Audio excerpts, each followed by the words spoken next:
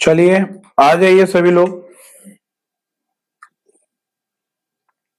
Stream चल रहा है।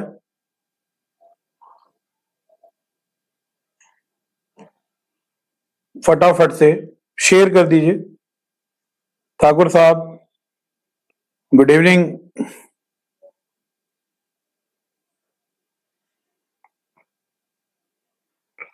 फटाफट सभी लोग शेयर कर दें जिससे कि सेशन में जितने लोग आने हैं वो लोग आ जाएं।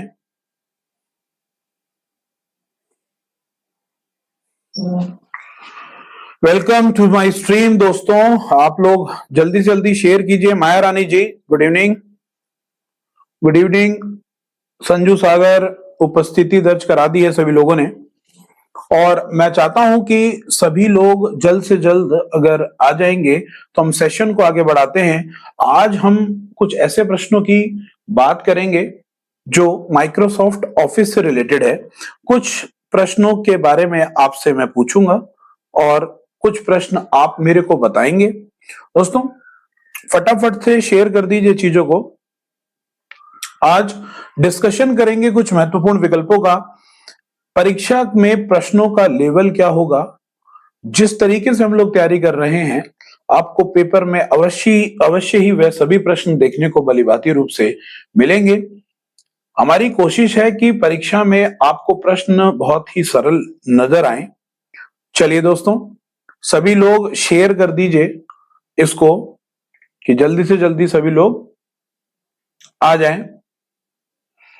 बहुत संजू सागर जी गुड इवनिंग एक बार फिर। चलिए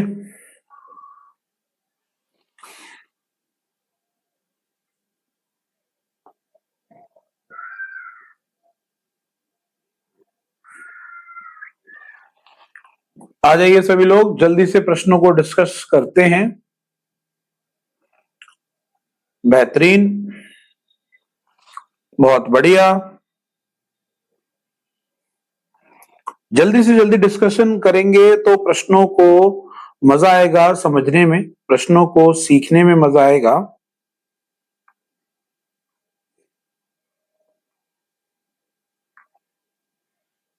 जो लोग आ रहे हैं, सर पिछली क्लास जितनी भी हुई सब अच्छी रही, प्लीज जब तक एग्जाम हो तब तक यही क्लास चलाना। ठाकुर साहब बिल्कुल, आप लोगों का जो ऑर्डर है वो सराखों पर।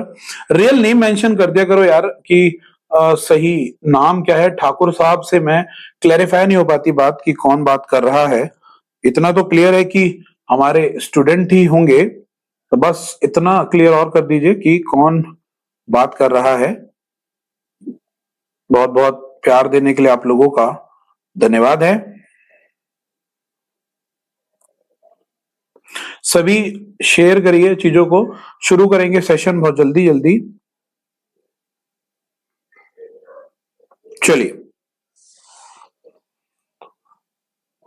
दोस्तों आज जो बात करने वाले हैं जिन प्रश्नों के बारे में वो माइक्रोसॉफ्ट ऑफिस से जुड़े हैं। दोस्तों इसमें आपके जो सिलेबस के अंदर है वो माइक्रोसॉफ्ट वर्ड, एक्सेल और पावर पॉइंट के प्रश्न बहुत ही बेहतरीन ढंग से आप लोगों से पूछे जाएंगे। दोस्तों भाषा कुछ ऐसी होगी जो शायद आपको समझने में दिक्कत हो सके। मनवीर सिंह बरेली वाले, मनवीर जी बहुत बहुत स्वागत है आपका हमारी स्ट्रीम में। चलिए आगे बढ़ते हैं। दोस्तों एक टाइम सेट कर लेंगे, जो हमारी स्ट्रीमिंग का टाइम है वो ऑड इवन ना हो, मतलब मैं आपको थोड़ा सा पहले इन्फॉर्म कर दूंगा जिससे कि आप शेड्यूल हो जाएं। फिर एक टाइम सेट कर लेंगे कि उसी टाइम पर ही हम लोग लाइव आएंगे। सनी जी गुड इवनिंग। चलिए मानसी शर्मा गुड इवनिंग। चलिए 15 लोग आ चुके हैं हमारे साथ, 15 लोग ज्वाइन हो चुके हैं, तो चलते हैं। आवाज की क्वालिटी, मिस्टर एटीट्यूड जहर लग रहे हो। ऐसी जहरीली बातें कमेंट में करोगे दोस्त तो कमेंट में जहर फैल जाएगा। तो चलिए मजाक एक तरफ, और आप सबसे पहले बात बताइए कि वॉइस क्वालिटी बेहतर है। वॉइस क्वालिटी बेहतर है तो मैं प्रश्नों की ओर बढ़ता हूं। प्रश्न देने का तरीका आप लोगों को सबको पता है। शुरू करो गुरु जी। चलिए चलिए चलिए, गुड इवनिंग सभी को, गुड इवनिंग। तो पहला प्रश्न देख लेते हैं दोस्तों, बहुत इजी है। एक्सेल 2003 से प्रश्न है। तो दोस्तों मैंने आपको कई बार ये बताया है कि प्रश्न आपके वर्जन से भी पूछे जाएंगे। अलग अलग प्रकार के वर्जन होते हैं, जैसा कि मैंने आपको बताया कि एक्सेल 2003 में, 2007 में, 2019 में अलग अलग संस्करणों में कॉलम की संख्या अलग अलग होती है। तो इसका सही उत्तर क्या होगा, फटाफट से आंसर दे दीजिए सभी लोग। सभी लोग उत्तर करें। तो दोस्तों एक्सेल 2003 में, जैसा कि आपको बता रखा है कि एक्स ऑफिस यानी एक्सेल 2019 में जो कॉलम्स की संख्या होती है वो होती है दोस्तों 16,384 और अंतिम कॉलम का नाम हो गया XFD।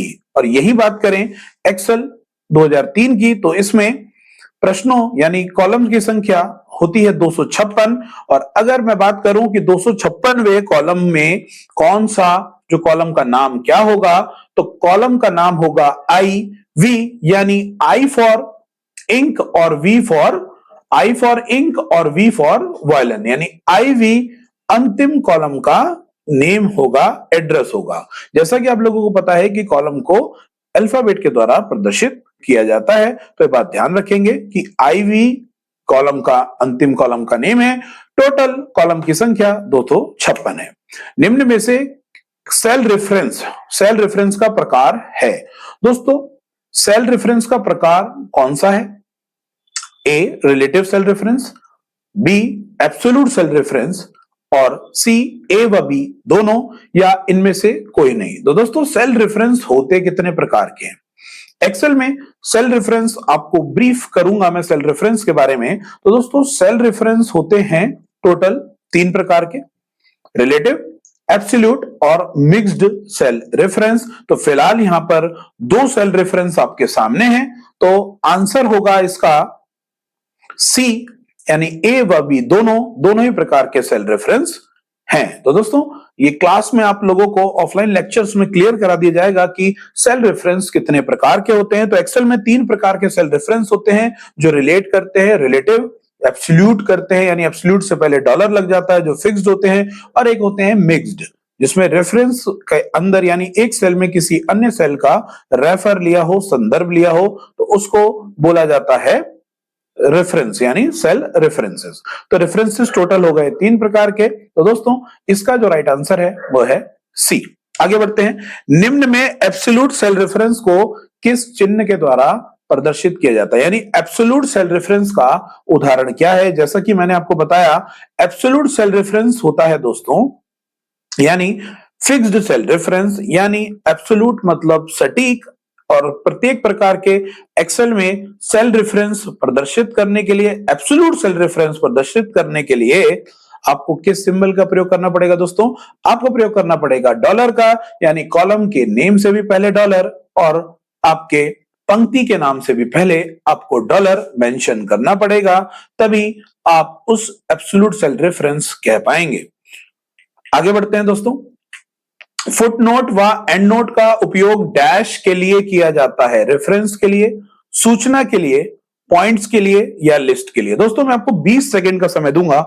20 सेकंड बहुत हैं आप लोगों के प्रश्न को सुनने के लिए, समझने के लिए। आप एक बार इस प्रश्न के बारे में सोचिए और उसके बाद मैं आपके सामने उत्तर प्रस्तुत करूंगा। दोस्तों फुटनोट और एंड नोट से ही समझ में आ गया होगा कि माइक्रोसॉफ्ट वर्ड से यह प्रश्न लिया गया है। माइक्रोसॉफ्ट वर्ड से इस प्रश्न को यहां पर रखा गया है। तो फुटनोट और एंड नोट्स क्या होता है दोस्तों? यानी उसका प्रयोग उसके रेफरेंसेस के लिए, यानी फुटनोट क्या होता है दोस्तों? फुटनोट कहां लगाया जाता है? फुटनोट लगाया जाता है पेज के अंत में और एंड नोट लगता है डॉक्यूमेंट के अंत में। तो दोस्तों किसी भी शब्द या पंक्ति पर आप फुटनोट या एंड नोट लगा सकते हैं और उससे संबंधित जानकारी फुटनोट या एंड नोट में लिखेंगे तो दोस्तों वो रेफर करेगा, यानी फुटनोट में लिखी जानकारी किसी निश्चित शब्द से प्रदर्शित होगी स्क्रीन टिप के रूप में, तो वो रेफरेंस कहलाएगा कि कहीं की बात कहीं के रेफरेंस से आपको पता चल रही है, यानी कहीं लिखी है बात फुटनोट या नोट में स्क्रीन टिप के रूप में आपको दिख रही है, तो आंसर हो गया इसका रेफरेंसेस। तो फोर्थ का ए आंसर है। टेबल बनाते समय एमएस वर्ड में माउस पॉइंटर डैश के जैसा दिखाई देता है। तो दोस्तों प्रश्न मैंने कई बार बताया है, जैसे हाइपरलिंक पर माउस का पॉइंटर ले जाने पर वह हाथ का आकार ले लेता है, उसी प्रकार ये टेबल बनाते समय एमएस वर्ड में जब माउस पॉइंटर ले जाएंगे तो वो किस प्रकार की संरचना का दिखाई देगा। पेंसिल की तरह पहले जैसा ही रहता है, सीधी रेखा में या वर्गाकार रेखा में। तो दोस्तों 20 सेकंड है आपके पास इस प्रश्न का उत्तर देने के लिए। तो दोस्तों जब आप वर्ड में टेबल बनाते हैं, तो जब आप टेबल को विकल्प चुनते हैं ड्रॉ टेबल का, दोस्तों एक इंसर्ट टेबल ऑप्शन है जिसकी डिफॉल्ट 5 कॉलम 2 पंक्ति और एक है ड्रॉ टेबल। ड्रॉ टेबल का मतलब कि आप मैन्युअली टेबल को ड्रॉ कर पाए। तो दोस्तों जब आप टेबल ड्रॉ करेंगे तो ध्यान दीजिएगा, उसमें जो माउस पॉइंटर आपका पेंसिल की शेप में बदल जाता है। तो टेबल बनाते समय एमएस वर्ड में जो पॉइंटर है वो किसका आकार ले लेगा, पेंसिल का आकार ले लेगा, हाइपरलिंक में ले लेगा हाथ का आकार, टेबल में ले लेगा किसका आकार, पेंसिल का आकार, और फॉर्मेट पेंटर में ले लेगा पेंट ब्रश की आकृति। तो दोस्तों आकृति आप मत भूलिएगा, क्योंकि आकृति से प्रश्न इस तरीके का पेपर में बन सकता है। आगे चलते हैं। टीओसी का उपयोग करके आप बना सकते हैं, यानी यहां पर दोस्तों टीओसी का उपयोग करके क्या बना सकते हैं, heading style, custom style, outline labels या उपयुक्त छवि। तो पहले मैं आप लोगों को यह बता दूं कि क्या आपको टीओसी का मतलब समझ में आ रहा है। दोस्तों यहां पर यह प्रश्न कुछ इस प्रकार से है कि आपको हो सकता है ये टीओसी का मतलब ही ना क्लियर हो, तो मैं आपको यहां पर क्लियर कर देता हूं। दोस्तों टीओसी का यानी आप यहां पर किसी भी प्रकार के, दोस्तों ये एक वर्ड प्रोसेसिंग सॉफ्टवेयर से ही लिया गया प्रश्न है। टीओसी एक प्रकार का दोस्तों लेआउट है जो पेज मेकर जैसे सॉफ्टवेयर पर काम करता है। इसमें दोस्तों आप हेडिंग स्टाइल बना सकते हैं, कस्टम स्टाइल बना सकते हैं, और आउटलाइन लेबल्स यानी उस पर लगी आउटलाइन का लेबल्स भी बना सकते हैं। दोस्तों टेबल ऑफ कंटेंट की बात हो रही है, अगर आप ध्यान से देखें तो टीओसी टेबल ऑफ कंटेंट आपको पता है, जिसमें हेडिंग्स बनाते हैं, कस्टम स्टाइल बनाते हैं और आउटलाइन लेबल्स भी लगा सकते हैं। यानी आप किसी भी प्रकार की जब सारणी बनाएंगे तो सारणी बनाते वक्त आप इस तरीके के विकल्पों का इस्तेमाल कर सकते हैं, हेडिंग दे सकते हैं, अलग अलग स्टाइल हैं और आप अपने द्वारा भी स्टाइल बना सकते हैं। तो दोस्तों टीओसी ने आपको हिला दिया, क्योंकि मैंने आपको एक सॉफ्टवेयर चेंज किया, मैंने बोला पेज मेकर की बात, तो आपका दिमाग ही पलट गया। तो वो टेबल ऑफ कंटेंट ना देकर टीओसी भी बोल सकता है। तो इस तरीके के प्रश्न भी आपको देखने पड़ेंगे। और ठाकुर साहब बोल रहे हैं 6 वाला पीला नहीं पड़ा, 6 वाला पल्ले नहीं पड़ा। बिल्कुल पल्ले पढ़वा रहा हूं दोस्त। ठाकुर साहब अब बताइए पल्ले पड़ा नहीं पड़ा। टीओसी का मतलब हो गया टेबल ऑफ कंटेंट। तो मैं यही आपको समझा रहा हूं कि प्रश्न आपको समझ में नहीं आएंगे। कई बार वो शॉर्ट फॉर्म दे देगा, एब्रीवेशन दे देगा, तो आपको समझना पड़ेगा दोस्तों कि सही उत्तर क्या है और सही उत्तर आपको क्या लगाना है। तो अब मैंने आपको बोल दिया कि टेबल ऑफ कंटेंट, तो क्या अब आप इस बात को समझ गए? तो उम्मीद है आप इस बात को समझ गए होंगे। टीओसी मेरे बोलते ही एक्सेस 2003 डेटाबेस फाइल का एक्सटेंशन है। तो दोस्तों एक्सेस यानी डेटाबेस का एक सॉफ्टवेयर है, माइक्रोसॉफ्ट ऑफिस का ही एक सॉफ्टवेयर पैकेज का एक हिस्सा है। एक्सेस में डेटाबेस की फाइलें बनाई जाती हैं। तो फटाफट से आप सभी लोग इसका एक्सटेंशन में कई बार बता चुका हूं, स्पैम कर दीजिए। एक्सटेंशन के बारे में जानकारी लेनी है हमें, क्या एक्सटेंशन है, फटाफट से सभी लोग आप यहां पर लिख दीजिए एक्सटेंशन के बारे में जानकारी। तो दोस्तों एक्सेस का जो एक्सटेंशन है वो होता है .mdb मैनेजमेंट डेटाबेस। दोस्तों डेटाबेस की फाइल बनाने में यानी फॉर्म जनरेट करने में, फॉर्म क्रिएट करने में डेटाबेस एक्सेस यानी Access software, MS Access software का इस्तेमाल किया जाता है। तो 7th का डी उत्तर सही है।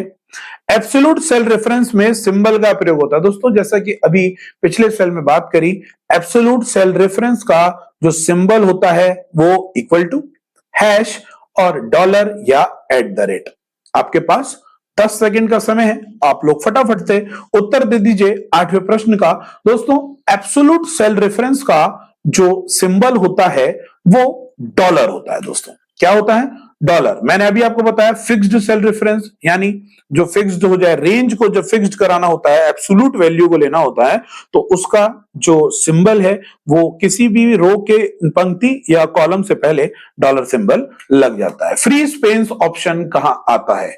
फ्री स्पेस ऑप्शन दोस्तों कहां होता है, यानी पहले मैं काम बता देता हूं, क्योंकि वो होता कहां है पता आप बता दीजिए, कमेंट बॉक्स में स्पैम कर दीजिए। फ्रीज पेन्स, फ्रीज का मतलब हो गया दोस्तों जमा देना, फ्रीजर में बर्फ जमती है यानी वो अपने स्थान पर जम जाए। फ्रीज पेन्स, पेन का मतलब है स्थल। तो दोस्तों आप जब बैलेंस शीट देखते हो तो उसमें आपकी जो फील्ड्स है, जो डेटा है, या तो वो पंक्ति के रूप में होगा या वो कॉलम के रूप में होगा। तो दोस्तों आप जब डेटा इनपुट करते चलते हो एक्सेल में, तो ऊपर वाले जहां पर आपके कॉलम्स थे, जहां हेडिंग डली थी, वो भी ऊपर की तरफ शिफ्ट हो जाती है जब आप डेटा नीचे की तरफ भरने लगते हैं, फिल करने लगते हैं। या लेफ्ट तरफ पे कॉलम पे आपका डेटा है, लेफ्ट तरफ पर आपने कोई डेटा लिखा है और आप राइट साइड में डेटा जब लिखते जाएंगे तो वो शिफ्ट हो जाएगा लेफ्ट की तरफ, यानी डेटा एंटर करने के दौरान हेडिंग्स गायब हो जाएंगी और कॉलम्स के में अगर कोई आपके फील्ड्स लिखे हैं तो कॉलम भी हाइड हो जाते हैं। तो अगर आपको डेटा एंट्री करते टाइम अपने द्वारा दिए गए फील्ड्स को, जहां पर आपने हेडिंग लिखी है, उसको फ्रीज करना है तो फ्रीज पेन्स का इस्तेमाल करेंगे। दोस्तों फ्रीज पेन्स आपका होता है व्यू रिबन में, तो व्यू इसका सही उत्तर है। जिसने 9th का डी दिया है उसको बहुत बहुत शुभकामनाएं।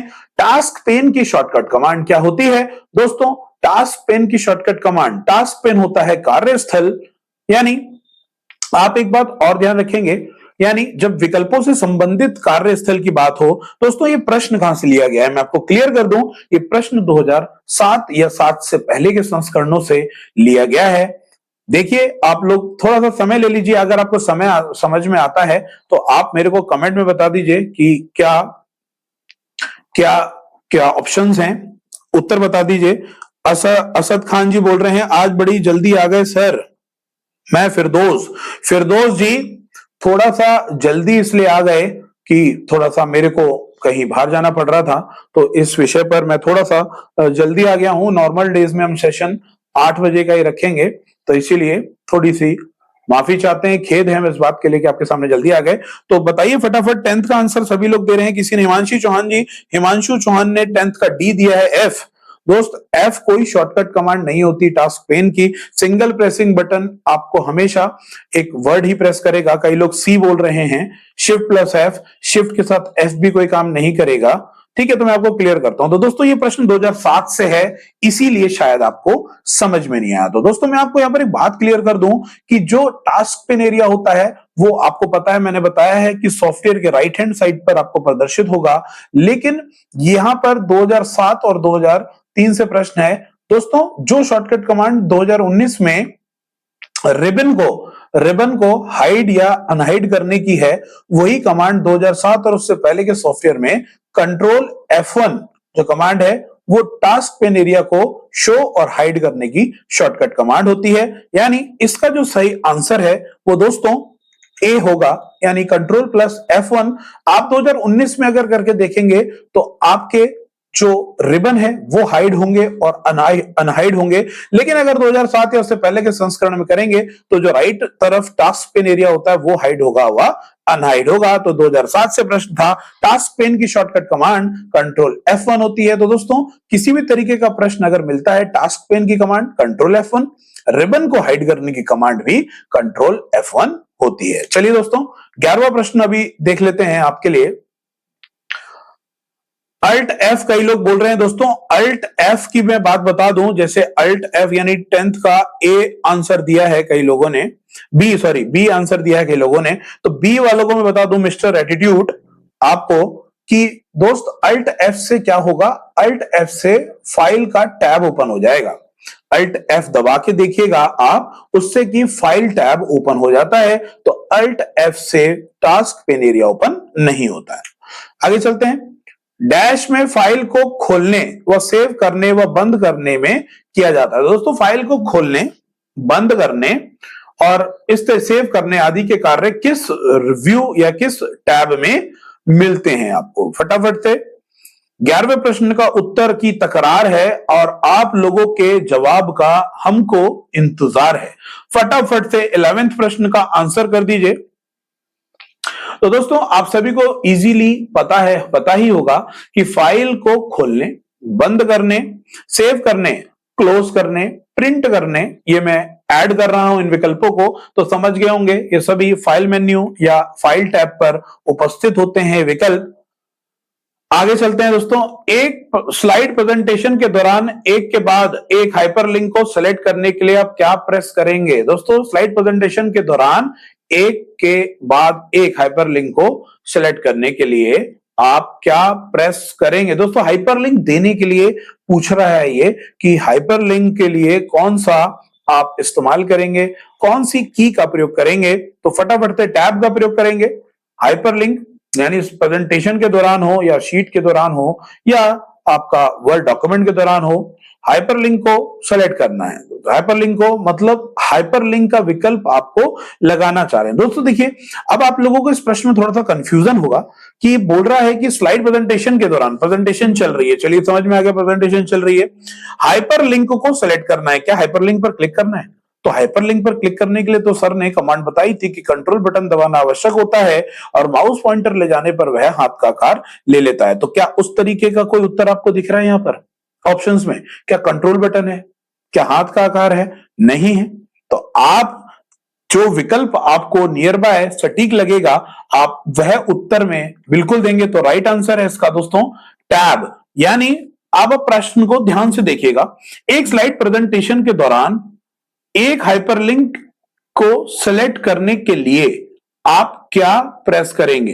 तो दोस्तों जब प्रेजेंटेशन आप चलाएंगे, इसको मैं प्रैक्टिकली भी आपको क्लियर कर दूंगा कि जब आप प्रेजेंटेशन चलाते हैं तो सिलेक्शन जो होता है बिना माउस के, अगर आपको बिना माउस ऑपरेट किए अपने उस हाइपरलिंक के ऊपर जाना है, यानी माउस ऑपरेट नहीं करना है, क्योंकि यहां पर माउस का कोई विकल्प नहीं है दोस्त, क्योंकि आप कंट्रोल बटन दबाने के बाद जो क्लिक करते हैं वो किससे करते हैं? माउस से करते हैं। तो यहां पर माउस क्लिक ऑप्शन में नहीं है, यहां पर टैब है। तो जैसे आपकी स्लाइड शो चल रही है और अगर कोई हाइपरलिंक है तो जैसे मैं टैब बटन दबाऊंगा तो मेरा जो सिलेक्शन है, प्रोसेस जो सिलेक्शन है वो सीधे उस हाइपरलिंक पर पहुंच जाएगा और जैसे मैं एंटर प्रेस करूंगा सीधे हाइपरलिंक एक्टिव हो जाएगा। तो प्रश्न बहुत पेचीदा था, समझने का फेर है दोस्तों। हाइपरलिंक लगाने की कमांड कंट्रोल के है, हाइपरलिंक पर क्लिक करने के लिए कंट्रोल बटन दबाना आवश्यक है, आपको पता है, लेकिन ये ना लगाने की बात कर रहा है ना ये उसको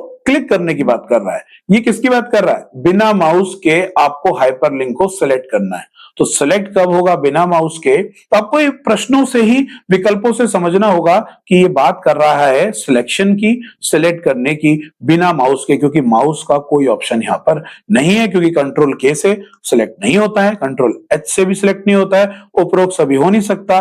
टैब से आप अलग अलग हाइपरलिंक्स पर जा सकते हैं। उम्मीद है बात समझ गए होंगे। Deepanshu Yadav, good evening. अगला प्रश्न देख लेते हैं। एक प्रेजेंटेशन में स्लाइड को इंट्रोड्यूस करने के लिए प्रयोग करने के लिए होने वाला स्पेशल इफेक्ट क्या कहलाता है? तो सभी लोग उम्मीद है आंसर कर देंगे इस बात का। प्रश्न क्या बोल रहा है? एक प्रेजेंटेशन में स्लाइड को इंट्रोड्यूस यानी स्लाइड के आगमन की बात हो रही है दोस्तों। इफेक्ट्स, कस्टम एनिमेशन, ट्रांजिशन या प्रेजेंट एनिमेशन। तो दोस्तों सभी लोगों को इस प्रश्न का उत्तर पता होगा। तो दोस्तों जब स्लाइड का आगमन होता है, जब स्लाइड का आगमन बोले तो इंट्रोड्यूस, जब कोई आता है उसे इंट्रोड्यूस करते हैं, यानी वो स्लाइड आपके सामने आ रही है यानी इंट्रोड्यूस हो रही है, तो उसमें जो इफेक्ट लगता है उसको बोला जाता है दोस्तों, क्या बोला जाता है? ट्रांजिशन बोला जाता है। जिससे आप अलग अलग प्रकार के इफेक्ट लगा सकते हैं, अलग अलग प्रकार की टाइमिंग, अलग अलग प्रकार के आप साउंड इफेक्ट भी लगा सकते हैं। तो आंसर 13 का सी करेक्ट है। दिए गए सारे रिबन टैब वर्ड 2019 में प्रदर्शित होते हैं सिवाय, बोले तो 2019 में कौन सा टैब उपस्थित नहीं होता? होम, इंसर्ट, टूल्स या पेज लेआउट। दोस्तों हमारे पास 4 विकल्प हैं, तो कृपया दिमाग पर थोड़ा सा जोर डालिए और आप यहां पर बताइए कि कौन सा अवेलेबल नहीं होता। तो दोस्तों इसका जो सही उत्तर है 14th प्रश्न का, वो उत्तर है आपका टूल्स। कहने का क्या तात्पर्य है कि टूल्स एक ऐसा टैब है जो माइक्रोसॉफ्ट वर्ड 2019 में अवेलेबल नहीं होता है। डॉक्यूमेंट के अंत तक पहुंचने के लिए कौन सी कुंजी दबाएं, बताइए भैया। 15वां प्रश्न का आंसर दीजिए। आपके पास 20 सेकंड का समय है। डाउन एरो का, एंड की का, कंट्रोल प्लस डाउन एरो का, या कंट्रोल प्लस एंड की का। फटाफट से आप लोग आंसर कर सकते हैं, फटाफट से आप लोगों को आंसर करिए। दोस्तों यहां पर आप लोग क्लियर सी बात है, जो 15वां प्रश्न है उसका जो सही उत्तर है वो है कंट्रोल प्लस डाउन एरो। यानी आप डॉक्यूमेंट में हैं, यानी कंट्रोल प्लस एंड की, डाउन एरो बोल रहा हूं मैं, एंड बटन होता है दोस्तों कीबोर्ड के अंदर। कंट्रोल प्लस एंड की यानी कंप्यूटर पे जो आपके कीबोर्ड में एक होम बटन होगा और एक होगा एंड बटन। तो एंड की कंप्यूटर के अंदर कीबोर्ड में मौजूद होती है, जो आपको डॉक्यूमेंट के अंत में पहुंचा देती है। कंट्रोल प्लस होम की से आप डॉक्यूमेंट की शुरुआत में पहुंच जाते हैं। तो ये डॉक्यूमेंट के अंत में पहुंचने की बात कर रहा है, तो इसका आंसर होगा 15 का डी। वर्ड में एक लाइन डैश कहलाती है दोस्तों, वर्ड में एक फाइल डैश कहलाती है। एक फाइल, वर्ड की फाइल को क्या कहते हैं, बहुत बेसिक सा प्रश्न है। तो दोस्तों वर्ड की फाइल कहलाती है डॉक्यूमेंट, यानी वर्ड की फाइल को डॉक्यूमेंट कहते हैं। टेम्पलेट किसे कहते हैं, पहले से बने हुए डिजाइन्स को टेम्पलेट या ऑटो कंटेंट विजार्ड के नाम से जानते हैं। फॉर्म बनाया जाता है एमएस एक्सेस में, और डेटाबेस के काम है, डेटाबेस प्रकार का काम है जो डेटाबेस बनाने में क्रिएट किया जाता है, और उससे डेटाबेस से आप लोग फॉर्म या किसी प्रकार की क्वेरी डिजाइन कर सकते हैं। तो इसका राइट आंसर है डॉक्यूमेंट। कौन सी की का प्रयोग करने से फाइल फाइंड व रिप्लेस विकल्प खुलता है, कंट्रोल F से, कंट्रोल X से, कंट्रोल R से, कंट्रोल H से। दोस्तों 2019 की अगर बात करें तो कंट्रोल F से फाइंड एंड रिप्लेस का डायलॉग बॉक्स नहीं खुलता, जैसा कि आप लोगों को पता है। फटाफट से पहले आप लोग उत्तर दे दीजिए, नहीं तो मैं ही कहीं उत्तर ना दे दूं। 17 प्रश्न की बात हो रही है, फटाफट से स्पैम करिए। दिल बहार जी बहुत बहुत स्वागत है। राकेश कुमार, हिमांशु चौहान, मोहम्मद नाजिम, मीनाक्षी, सुरेंद्र, योगेश, संजू, असद। 17 का डी कंट्रोल एच। तो ये बात सुनिधि चौहान जी, जसीम खान, किरण यादव, तो बहुत बेहतरीन। मैं आपको यही क्लियर करा रहा था। मैं क्या बोल रहा था कि कंट्रोल एफ से फाइंड और रिप्लेस का डायलॉग बॉक्स ओपन नहीं होगा। क्यों नहीं होगा, वो डायरेक्ट वर्ड को फाइंड खुलने के लिए लेफ्ट हैंड साइड पर एक पेन ओपन हो जाता है, जिसमें आप शब्द लिखेंगे वो उनको हाईलाइट कर देगा। लेकिन कंट्रोल एच दबाने पर आप फाइंड एंड रिप्लेस का डायलॉग बॉक्स ओपन कर पाएंगे या देख पाएंगे। अपने टेक्स्ट में इंडेंट देने के लिए आप डैश टैब पर पैराग्राफ ग्रुप में डिक्रीज इंडेंट और इंक्रीज इंडेंट का उपयोग कर सकते हैं। दोस्तों ये प्रश्न है कि डिक्रीज इंडेंट और इंक्रीज इंडेंट कहां पर मिलेगा आपको। 19वें प्रश्न का फटाफट से आंसर दीजिए। फटाफट से 19th प्रश्न का उत्तर दीजिए। यानी दोस्तों जो इसका राइट आंसर है वो है, आपको जो इंक्रीज और डिक्रीज इंडेंट के ऑप्शन मिलते हैं वो होम टैब में मिलेंगे। होम टैब के पैराग्राफ ग्रुप में आपको मिल जाएगा इंक्रीज इंडेंट, जिससे लेखन कार्य लेफ्ट टू राइट जाता है, डिक्रीज इंडेंट से राइट टू लेफ्ट आता है। तो आंसर है इसका होम टैब।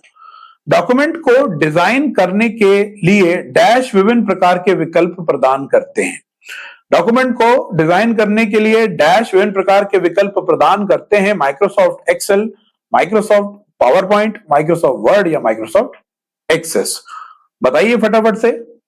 बहुत ही सिंपल प्रश्न है, बहुत ही सिंपल प्रश्न आप लोगों के सामने है।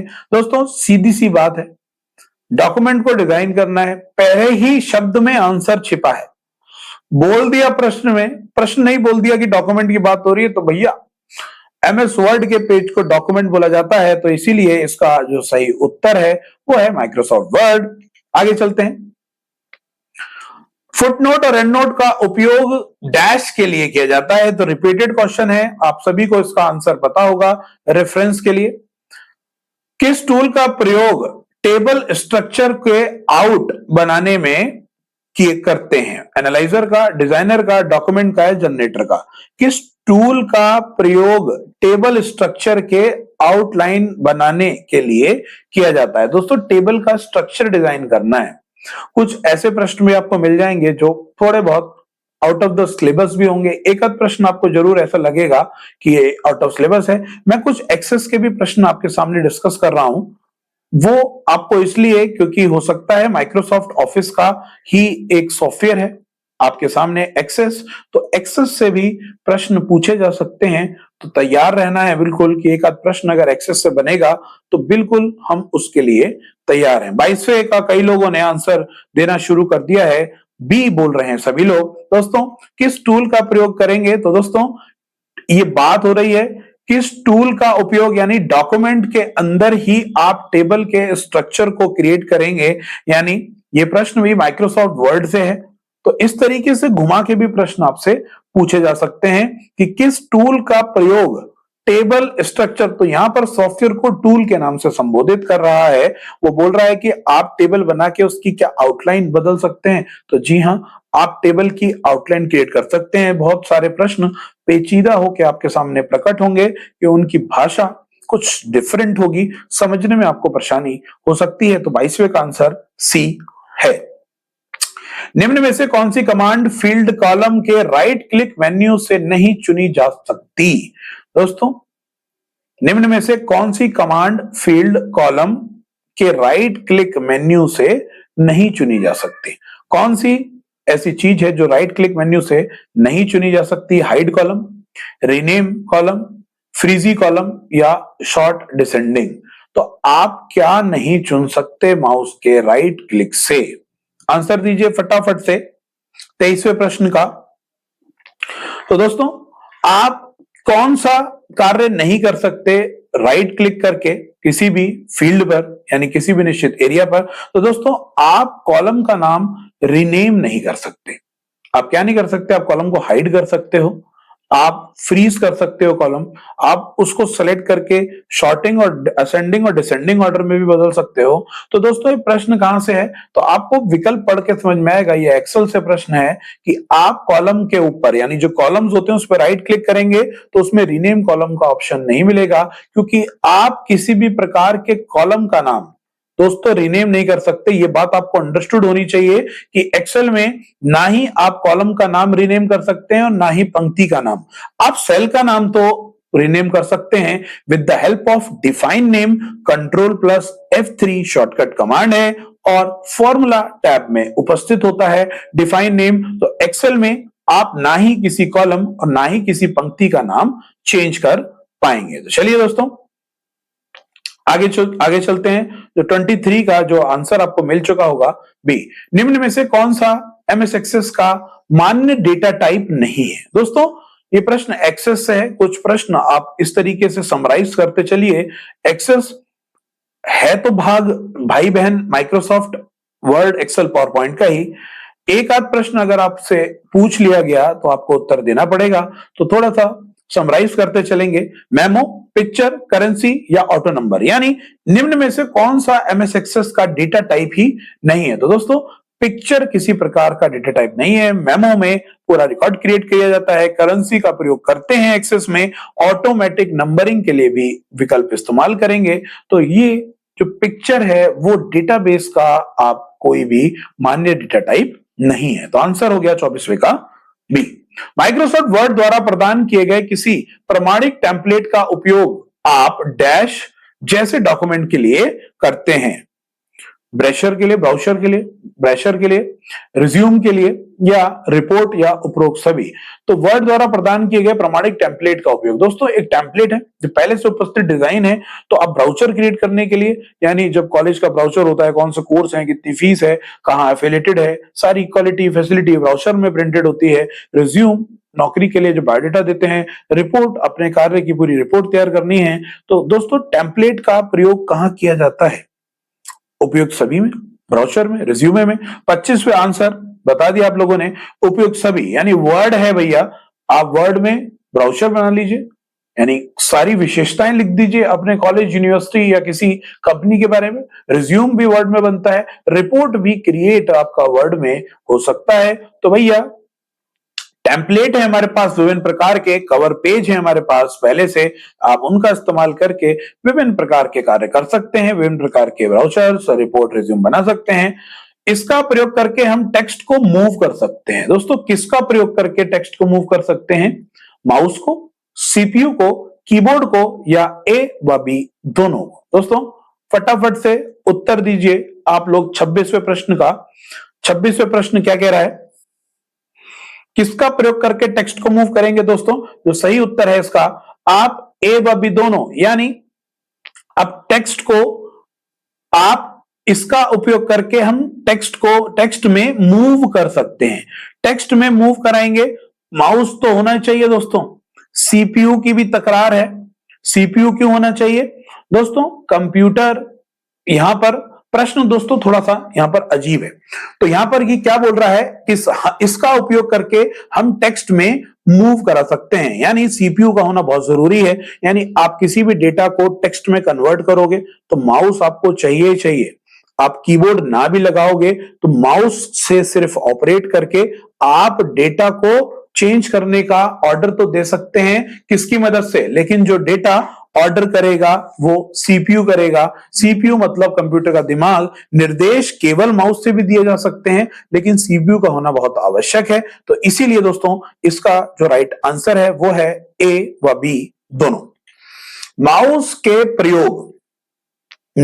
प्रयोग बिना केवल कीबोर्ड के प्रयोग से किसी, देखिए दोस्तों कुछ इसी तरीके से प्रश्न आ रहे हैं कि कई बार वो बोल रहा है कि केवल माउस का प्रयोग करना है और कई बार वो बोल रहा है कि कीबोर्ड का प्रयोग करना है। तो यहां पर देखिए 27वें प्रश्न में माउस के प्रयोग बिना केवल कीबोर्ड के प्रयोग से किसी टूल को रिबन पर से चुनने के लिए डैश कुंजी को प्रेस करके आप की टिप्स को प्रदर्शित कर सकते हैं।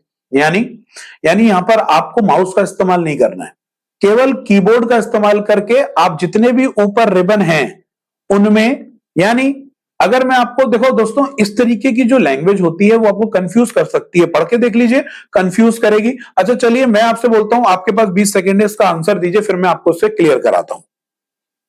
27वें प्रश्न का मोनिस अंसारी जी,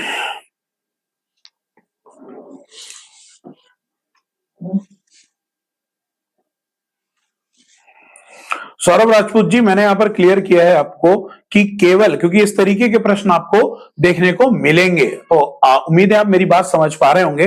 27 का आंसर दीजिए जरा फटाफट से। बेहतरीन योगेश कुमार जी बोल रहे हैं सी दोस्त, लाइन ब्रेक हो गया, शिफ्ट एंटर। मैं आपको यहां पर क्लियर कर देता हूं। बहुत बढ़िया कुसुम जी, सही जवाब दिया आपने। अल्ट बटन का प्रयोग करके, यानी जब आपके वो रिबन होते हैं, आपको उन रिबन को टच नहीं करना माउस से, आपको कीबोर्ड से ऑपरेट करना है। तो मैं आपको बता चुका हूं, सीक्वेंस शॉर्टकट की मदद से आप विकल्पों को ऑपरेट कर सकते हैं। अल्ट बटन दबाएंगे, सभी के सभी आपके रिबन के आगे एक नंबर यानी एक अल्फाबेट आपको प्रदर्शित होगा, जिसके आधार पर आप उस रिबन के अंदर चले जाएंगे और उस अंदर रिबन के अंदर जो ग्रुप्स हैं, जो विकल्प हैं, उनके भी ऑप्शंस विजिबल होंगे। तो यहां पर आपका जो सही उत्तर है वो है अल्ट बटन। तो प्रश्न था सीक्वेंस शॉर्टकट की मदद से उपयोग करने के लिए अल्ट बटन का प्रयोग होगा। आगे चलते हैं। एक लाइन ब्रेक बनाने के लिए शॉर्टकट कमांड। 28वें प्रश्न के उत्तर की मैं वेट कर रहा हूं दोस्तों, फटाफट से 28वें प्रश्न का आंसर दे दीजिए। 28 प्रश्न आप लोगों के सामने है, फटाफट से सभी लोग आंसर करें।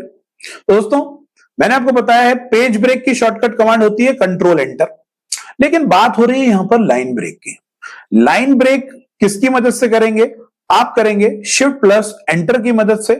सौरभ राजपूत बोल रहे हैं भैया कंट्रोल एंटर। सौरभ राजपूत जी मैं क्लियर कर दूं, यहां पेज ब्रेक की बात नहीं हो रही है, प्रश्न को ध्यान से पढ़ना है। लाइन ब्रेक की बात हो रही है, जिसका सही उत्तर है आपका shift plus enter. Optional field instruction को रखने वाली वर्ड की फील्ड क्या कहलाती है? यानी ऑप्शनल फील्ड को, यानी ऑप्शनल फील्ड इंस्ट्रक्शंस को रखने वाली वर्ड की फील्ड क्या कहलाती है? यानी कुछ ऐसे विकल्प हैं जो वर्ड की फील्ड को रखते हैं। दोस्तों क्या कहते हैं? ये प्रश्न माइक्रोसॉफ्ट एक्सेस से है। वर्ड सुनकर आप माइक्रोसॉफ्ट वर्ड पे मत पहुंच जाना, ये प्रश्न एमएस एक्सेस से है। वर्ड का मतलब यहां पर वो शब्द की बात कर रहा है। तो आंसर है स्विच, यानी ऑप्शनल बटन का प्रयोग करेंगे कि ऑप्शन चुनना है ये या ये, तो वो स्विच से काम करेगा, यानी ये चुनिए या ये चुनिए। तो 29वें का हो गया डी।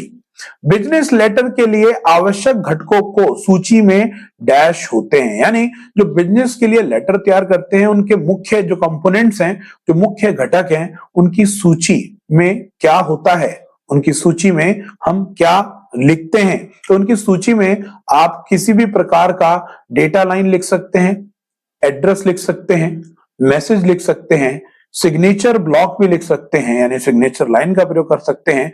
उपयुक्त सभी का आप इस्तेमाल करेंगे, यानी बिजनेस के लेटर में कोई संदेश लिख दीजिए, कोई सिग्नेचर लाइन का यूज कीजिए, या डेटा लाइन या एड्रेस अंदर लिख दीजिए। इन सभी का कार्य कर सकते हैं। वर्ड वेब ऑथरिंग टूल रखता है जो वेब पेज पर डैश शामिल करने के लिए अनुमति देता है। दोस्तों वेब ऑथरिंग टूल यानी ऑथराइज करना, आपको परमिशन देना। वेब ऑथराइज टूल यानी आपको अनुमति देता है वर्ड में, जो आपके वेब पेज पर डैश शामिल करने के लिए अनुमति देता है। तो भैया वर्ड फाइल को वेब पेज से जोड़ने के लिए किस प्रश्न का उत्तर आप लोग दे देंगे? आप बुलेट्स का इस्तेमाल कर सकते हैं, आप हाइपरलिंक्स का, आप साउंड का। दोस्तों यहां पर जो उत्तर है वो हाइपरलिंक होगा। ठीक है, मैं आपको यहां क्लियर कर दूं कि कुछ यहां पर त्रुटि है, तो इसका जो सही उत्तर है वो आप हाइपरलिंक लगाएंगे, यानी आप हाइपरलिंक की सहायता से ही क्या कर सकते हैं, अपने वर्ड डॉक्यूमेंट को किसमें कन्वर्ट कर देंगे, अपने वर्ड डॉक्यूमेंट को हाइपरलिंक से जोड़ देंगे। तो दोस्तों यहां पर जो सही उत्तर होगा वो 31वें का डी ना होकर यहां पर वो आंसर है हाइपरलिंक, यानी कंट्रोल के शॉर्टकट कमांड होती है, वर्ड डॉक्यूमेंट में आप उसे लगा सकते हो और नीले रंग का प्रदर्शित होता है। वेब ऑथराइज करता है, एक प्रकार का टूल है जो आपके वर्ड पेज को वेब पेज से लिंक करने के लिए आपकी मदद करता है। तो राइट आंसर हो गया यहां पर हाइपर लिंक। 31वें का बी है हाइपर लिंक। ठीक हो गया। मैं क्योंकि प्रश्नों को अगर मैं उत्तर यहां पर, अब मेरे उत्तर देख के अगर आप लोग आंसर लिख रहे हो तो गड़बड़ हो जाएगी, क्योंकि मेरे आंसर्स देखकर आप लोगों को यहां पर आंसर नहीं देना, क्योंकि मैं आपको समय दे रहा हूं प्रॉपर, है ना। काफी लोग कुछ गलत दे रहे हैं, कुछ सही जवाब दे रहे हैं, अधिकतर लोग सही जवाब दे रहे हैं, बहुत बेहतर लग रहा है मुझे देखकर। हॉरिजॉन्टल स्क्रॉल बार के बाईं तरफ क्या उपस्थित होता है? हॉरिजॉन्टल स्क्रॉल बार, तो स्क्रॉल बार सबसे पहले बताइए कितने होते हैं? तो दो प्रकार के होते हैं, वर्टिकल स्क्रॉल बार और हॉरिजॉन्टल स्क्रॉल बार। तो बात पूछी जा रही है उसकी बाईं तरफ क्या उपस्थित होता है? Tab step button, view button, split button या इंडिकेटर? फटाफट आंसर कीजिए। तो ये कुछ ऐसी इंपॉर्टेंट बातें हैं जो कभी कभी आप लोगों को नहीं पता या मिस हो गई हो, तो फिर भी आप लोग यहां उस बातों को कवर करोगे। तो दोस्तों आपको पता है स्क्रॉल बार का काम क्या है? पेज को ऊपर से नीचे देखने के लिए वर्टिकल स्क्रॉल बार और पेज को लेफ्ट टू राइट देखने के लिए हॉरिजॉन्टल स्क्रॉल बार। इतनी बात समझ गए? यानी अब यहां पर किस बटन की बात हो रही है? तो उसका जो राइट आंसर है वो व्यू बटन, यानी आप स्क्रॉल बार के जब जैसे ही बाईं तरफ देखेंगे तो वहां पर आपको व्यू बटन दिखेगा। यानी ये प्रश्न दोस्तों कहां से है? ये प्रश्न है आपका पावर पॉइंट से। जब आप स्लाइड को जूम कर देते हैं तो वो देखेंगे तो बाईं तरफ जो व्यू बटन है, जैसा कि पिछली वीडियो में मैंने आपको क्लियर करा था कि व्यू बटन में सभी स्लाइडें प्रदर्शित होती हैं और उसमें थंबनेल एरिया भी, उसे थंबनेल एरिया भी कहते हैं। तो 32 का आंसर बी हो गया। आगे चलते हैं। निम्नलिखित में से कौन सा आप मार्जिन बदलने के लिए प्रयोग करते हैं? मार्जिन बदलने के लिए किसका प्रयोग करेंगे बताइए भैया? Formatting toolbar, page setup dialog box का, या स्टैंडर्ड टूलबार का, या पैराग्राफ डायलॉग बॉक्स का? मार्जिन सेट करना है, मार्जिन बताइए, पेज का मार्जिन सेट कैसे होगा? पेज का मार्जिन। फटाफट से आंसर दीजिए 33 प्रश्न का आप लोग। तो दोस्तों इसका जो सही उत्तर है वो पेज सेटअप है। पेज सेटअप ग्रुप के अंदर मार्जिन ऑप्शन होता है। मार्जिन ऑप्शन की मदद से आप मार्जिन सेट कर सकते हैं टॉप, बॉटम, लेफ्ट, राइट का। वर्ड में होता है 1-1 इंच और एक्सेल में होता है 0.75 टॉप का, 0.75 टॉप का, 0.7, 0.7 लेफ्ट, राइट का। तो ये पेज के दोस्तों कुछ मार्जिन है। आगे चलते हैं। एमएस वर्ड से वर्ड डॉक्यूमेंट को ईमेल करने का तरीका क्या है दोस्तों? 34वां प्रश्न, आंसर दीजिए फटाफट। काफी लोग सही प्रश्न दे रहे हैं। मीनाक्षी जी, मोहम्मद नाजिम, दीपांशु, हिमांशु चौहान, कुसुम जी, बहुत बढ़िया लगता है देखकर कि आप लोग फटाफट से इस तरीके से आंसर दे रहे हैं। बहुत बेहतरीन।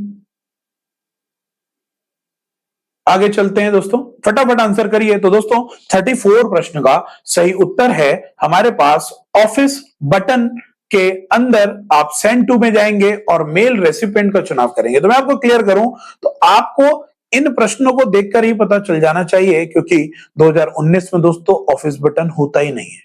अगर बात हो ऑफिस बटन यानी अगर बात हो 19 से तो भी आंसर आपको बता देता हूं। तो आपको फाइल मेन्यू पर जाना है यानी फाइल टैब पर, फिर शेयर का चुनाव करना है, देन आपको मिलेगा ईमेल। लेकिन बात हो रही है यहां पर ना तो आपको कोई शेयर बटन दिख रहा है और ना ही आपको यहां पर फाइल टैब दिख रहा है। तो आप समझ जाइए ऑफिस बटन केवल 2007 संस्करण में अवेलेबल था। उसके अंदर बटन मिलेगा सेंड टू, जहां से आप मेल रेसिपिएंट को आप किसी को भी मेल भेज सकते हैं। इंपॉर्टेंट बात है, इस तरीके का प्रश्न दोबारा आया है। 2007 में इतना तगड़ा बदलाव था ऑफिस बटन को लेकर, जिससे कि प्रश्न बनता ही बनता है ऑफिस बटन से। तो ऑफिस बटन किसकी भांति काम करता है? फाइल टैब के। यानी केवल 2007 ऐसा संस्करण था जिसमें ऑफिस बटन था। बाकी सभी संस्करणों में 2003 में भी, 10 में भी, 13, 16, 19, 21, 22, 365 यानी सभी में ऑफिस बटन के स्थान पर फाइल टैब का प्रयोग किया। यानी सभी में फाइल टैब है और 2007 में ऑफिस बटन। आगे चलते हैं। एमएस वर्ड का स्क्रीन एलिमेंट जो सामान्यतः टाइटल बार के नीचे आता है तथा वर्गीकृत विकल्प प्रदान करता है, क्या कहलाता है? दोस्तों टाइटल बार के नीचे क्या आता है? Menu bar, tool bar, status bar या उपयुक्त सभी?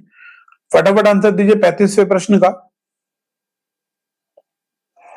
तो दोस्तों इसका जो सही उत्तर है वो मेन्यू बार होता है। देखते हैं आप टाइटल बार के ठीक नीचे टैब नजर आने लगते हैं। तो सभी संस्करणों में ऊपर जो टाइटल बार है उसके ठीक नीचे आपको टैब यानी मेन्यू बार नजर आएंगे। तो राइट आंसर हो गया 35 का ए। आगे चलते हैं। वर्ड 2007 में जूम डैश में होता है। जूम कहां होता है? 2007 में जूम कहां पाया जाता है? व्यू में, होम में, स्टेटस बार में या ए व सी दोनों? दोस्तों 2007 की बात हो रही है तो 2007 में दोस्तों या 2019 की भी बात करें तो जूम दोस्तों व्यू में ही है, व्यू टैब में ही है। और स्टेटस बार पर भी आप देखते हैं राइट तरफ जूम स्केलर होता है जो जूम को स्केल करके घटा व बढ़ा सकते हैं। न्यूनतम और अधिकतम आपको पता है। वर्ड का जो जूम मिनिमम और मैक्सिमम कितना है जरा स्पैम कर दीजिए तो हमें भी पता चले कि आपको पता है माइक्रोसॉफ्ट वर्ड में मिनिमम और मैक्सिमम जूम कितना होता है। सभी लोग जितने भी हमारे साथ जुड़े हैं फटाफट से जरा यहां पर स्पैम कर दीजिए, लिख दीजिए 2007 में जूम कितना होता है। अगला प्रश्न देख लेते हैं हम लोग तब तक। अगला प्रश्न, एक डैश एक छोटी हॉरिजॉन्टल लाइन है जो एक दस्तावेज के निष्कर्ष को दर्शाती है। किसको दर्शाएगी? एक छोटी हॉरिजॉन्टल लाइन।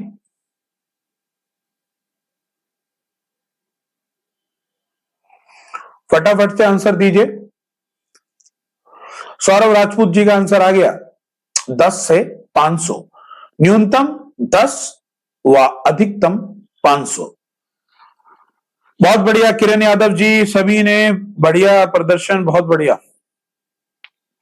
असद जी, सुरेंद्र, दीपांशु जी, बहुत बढ़िया, सभी लोगों ने उत्तर दिया।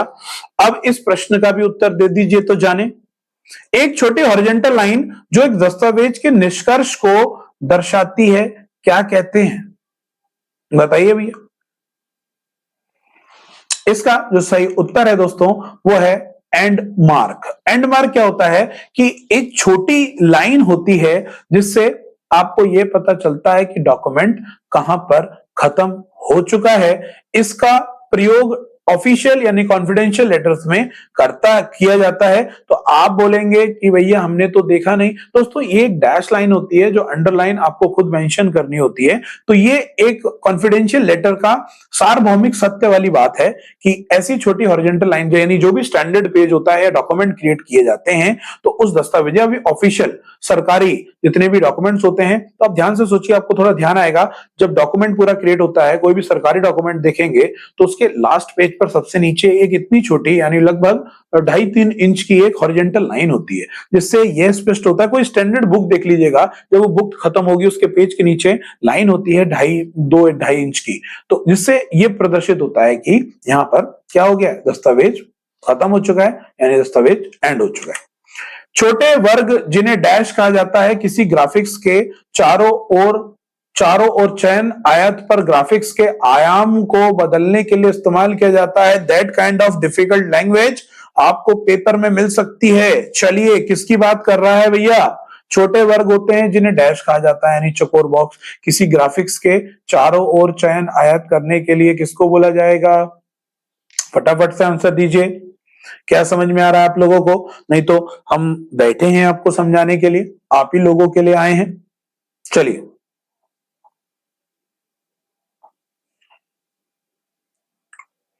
सुरेंद्र सागर जी, हाइफनेशन भी यही होता है क्या?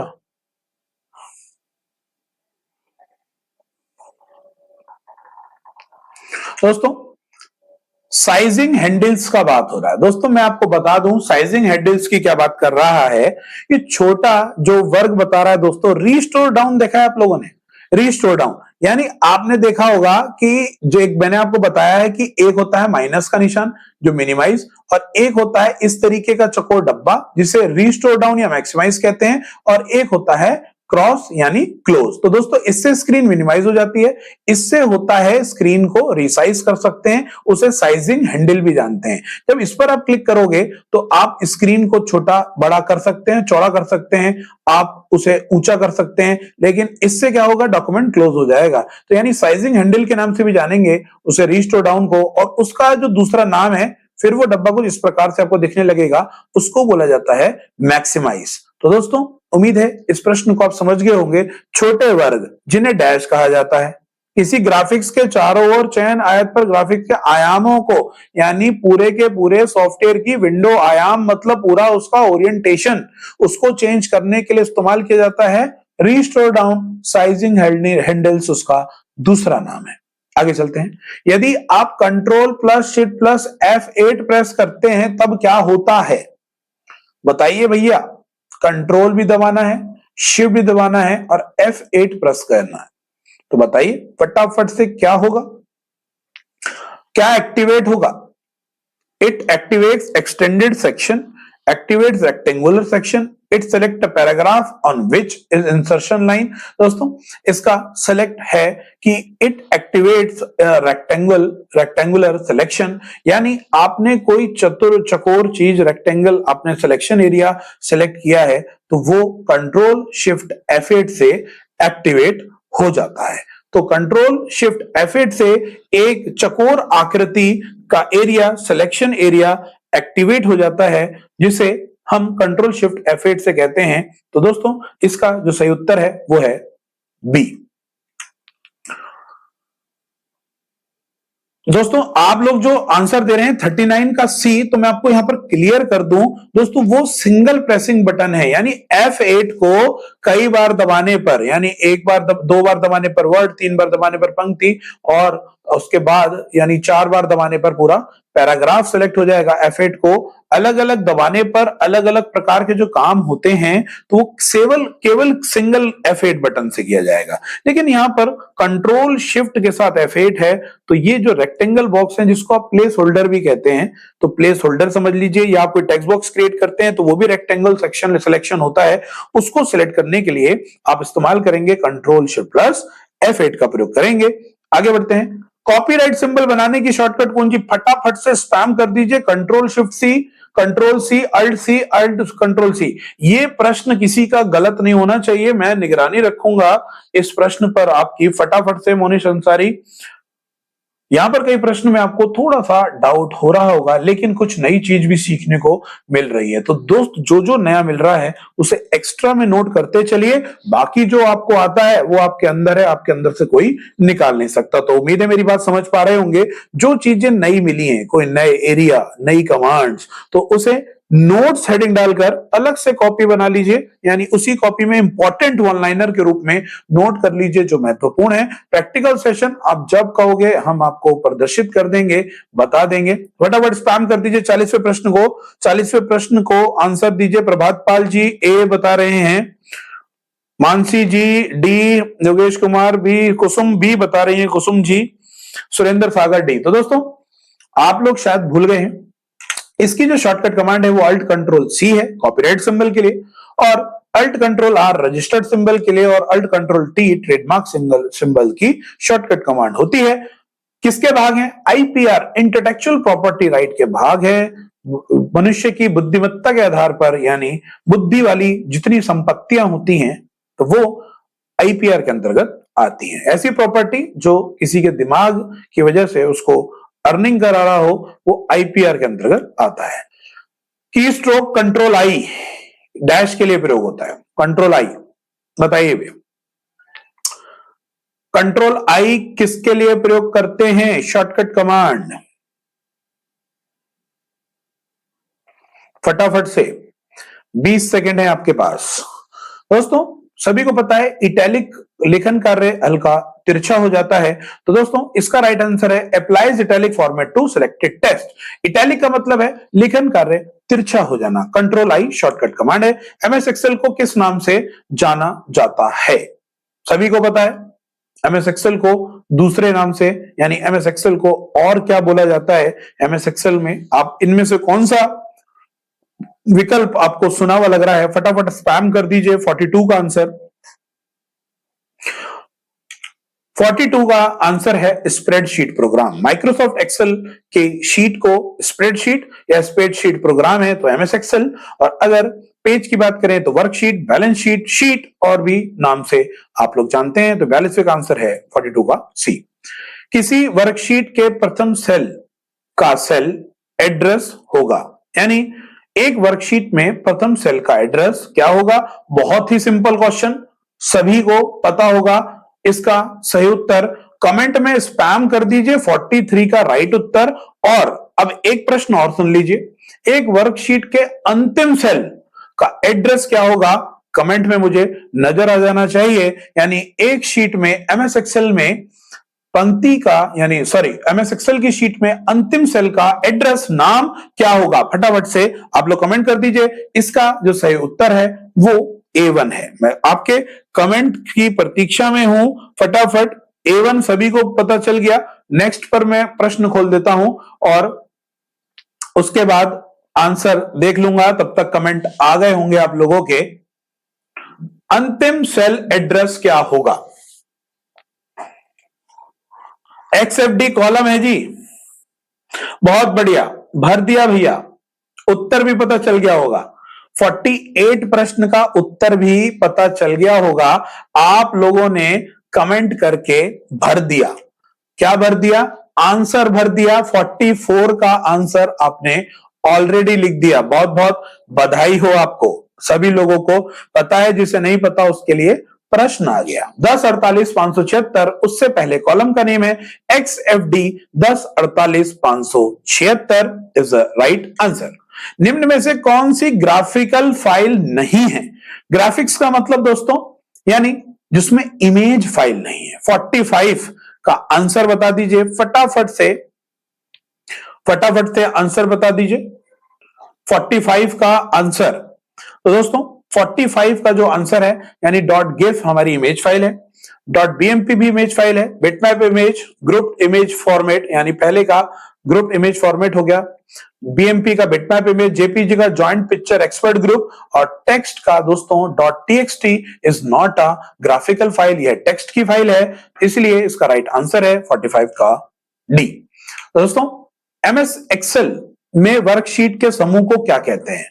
The combination of worksheet is known as, क्या बोला जाता है? एक्सेल की शीट बोली जाती है, वर्कशीट बोली जाती है, एक्सेल वर्कशीट बोली जाती है, या वर्कबुक बोली जाती है? तो आप सभी को पता है कि एक्सेल की वर्कशीट को हम वर्कबुक के नाम से जानते हैं। दोस्तों तो ये थे हमारे कुछ महत्वपूर्ण प्रश्न।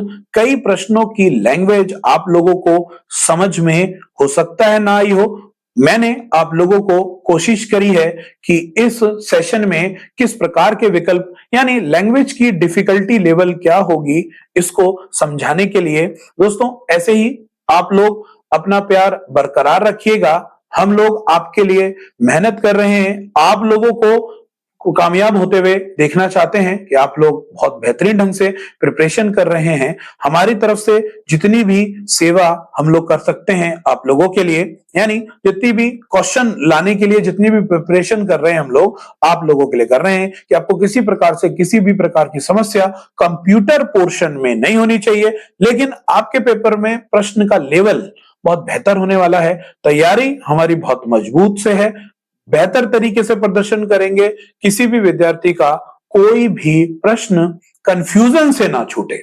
नहीं आता है तो नहीं आता है, और अगर प्रश्न पड़ा है तो वो सही उत्तर ही लगाए। तो इसीलिए मिलते हैं दोस्तों, इसी प्रकार से लगातार मेहनत जारी रहेगी आप लोगों के टारगेट बैच की, और पेपर क्रैक कराने में बीटा एकेडमी परिवार का बहुत योगदान है। आप लोगों के साथ हम लोग जुड़े हैं निरंतर सेवा में, तो ऐसे ही प्यार बरकरार रखिएगा।